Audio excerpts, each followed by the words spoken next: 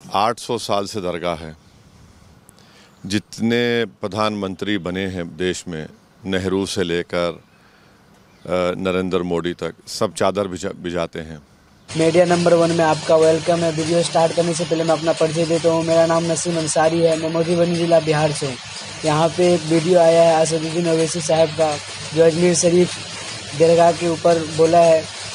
चलते हैं, वीडियो देखते हैं। और आप सब भी देखें, अच्छा लगे तो वीडियो को ज़्यादा से ज़्यादा शेयर करें और एक प्यारा सा कमेंट जरूर करते हैं। असदुद्दीन ओवैसी इस वक्त हमारे साथ बातचीत करने के लिए मौजूद हैं। सर, अजमेर शरीफ दरगाह को लेकर के जिस तरीके से ये दावा किया जा रहा है कि वहाँ हिंदू मंदिर था, आपने एक ट्वीट भी किया है, उसको आप किस तरीके से देख रहे हैं? एक बात बताइए, 800 साल से दरगाह है। जितने प्रधानमंत्री बने हैं देश में, नेहरू से लेकर नरेंद्र मोदी तक, सब चादर भिजाते हैं। साउथ एशिया में जितने हमारे नेबरिंग कंट्रीज़ है, उनसे ऑफिशियल डेलीगेशन जाता है वहाँ पर। एक महबूब इलाही निज़ामुद्दीन औलिया रहमतुल्लाह अलैह के पास, दूसरा ख्वाजा सुल्तान हिंद गरीब नवाज़ के पास। एक बात बताइए, 800 साल से दरगाह है। मुग़लों का राज था, उसके बाद मराठाओं ने वहाँ पर हुकूमत की। फिर मराठाओं ने 18,000 रुपये में अंग्रेज़ों को बेच दिया उस इलाके को, अजमेर के। फिर जयपुर की जो रॉयल फैमिली है, उन्होंने वहाँ पर एक सिल्वर कलश चढ़ाया था।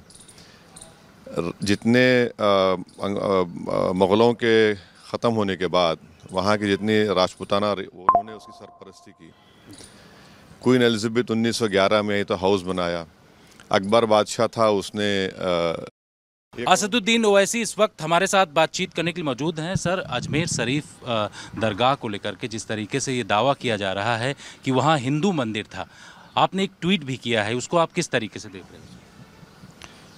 एक बात बताइए, 800 साल से दरगाह है। जितने प्रधानमंत्री बने हैं देश में, नेहरू से लेकर नरेंद्र मोदी तक, सब चादर भिजाते हैं।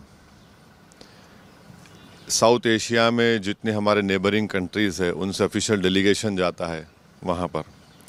एक महबूब इलाही निज़ामुद्दीन औलिया रहमतुल्लाह अलैह के पास, दूसरा ख्वाजा सुल्तान हिंद गरीब नवाज़ के पास। एक बात बताइए, 800 साल से दरगाह है। मुग़लों का राज था, उसके बाद मराठाओं ने वहाँ पर हुकूमत की। फिर मराठाओं ने 18,000 रुपये में अंग्रेज़ों को बेच दिया उस इलाके को, अजमेर के।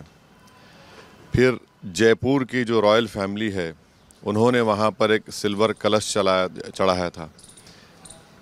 जितने मुग़लों के ख़त्म होने के बाद वहाँ की जितनी राजपूताना, उन्होंने उसकी सरपरस्ती की। क्वीन एलिज़ाबेथ 1911 में तो हाउस बनाया। अकबर बादशाह था, उसने ख़िला बनाया, मस्जिद बनाई।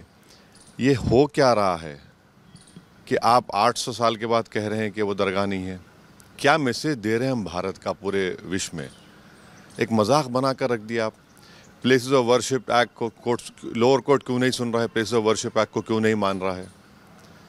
तो इससे तो आप तो देश को एक सोशल प्रॉब्लम्स क्रिएट करेंगे, और ये ठीक नहीं है देश के लिए। ये किसकी वजह से हो रहा है सर?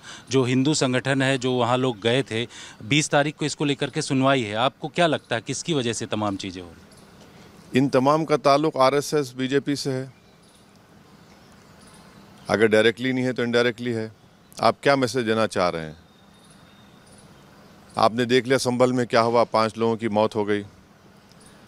ये इतनी बड़ी पुरानी दरगाह है, पूरी वर्ल्ड रिनाउंड दरगाह है ये, जहाँ पर करोड़ों लोग बिला लिहाज मज़हब मिलत वहाँ पर जाते हैं। उनको एक मोहब्बत है, वहाँ पर जाते हैं। और वहाँ पर आप ये इस तरह की केस डाल रहे हैं। कोर्ट एक्सेप्ट क्यों कर रहा है इन चीज़ों को, समझ में नहीं आ रहा मुझे। दिल्ली से लॉयर्स लाकर डालते हैं, तो इस रुकेगा कहाँ फिर ये? जो राम मंदिर बाबरी का जजमेंट आया था, मैं उस वक्त से कह रहा हूँ कि सुप्रीम कोर्ट ने जो फैसला दिया आस्था की बुनियाद पर दिया, जो गलत है। और जब DYC चंद्रचूड़ CGI थे, तो उन्होंने इसको रोक लगा सकते थे, रोक नहीं लगाई उन्होंने उसको। वो खुद जजमेंट लिखे राम मंदिर का, जिसमें कई जजेस भी थे, जिसमें उन्होंने प्लेसेस ऑफ वर्शिप एक्ट को कहा कि बेसिक स्ट्रक्चर का हिस्सा है। तब ये सब तमाशे हो रहे हैं, लोग मर रहे हैं, फायरिंग में मर रहे हैं, दंगे में मर रहे हैं, तो देश कहाँ जाएगा फिर?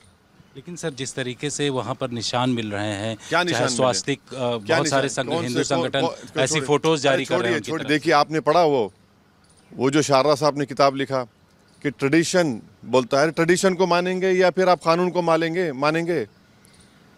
मैं भी कोई किताब ला लूंगा तो कल जाकर मैं किसी के इबादत गाह बोल दूं कि वो मस्जिद थी, बोलूं मैं? कहाँ रुकेंगे फिर आप?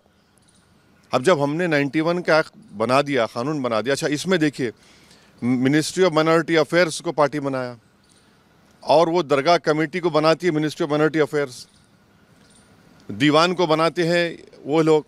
अब क्या जवाब देंगे नरेंद्र मोदी? यही तो हम कह रहे हैं, जो सियासत नरेंद्र मोदी कर रहे हैं इस देश में, अब ये इन्हीं के गले का सांप बनेगा।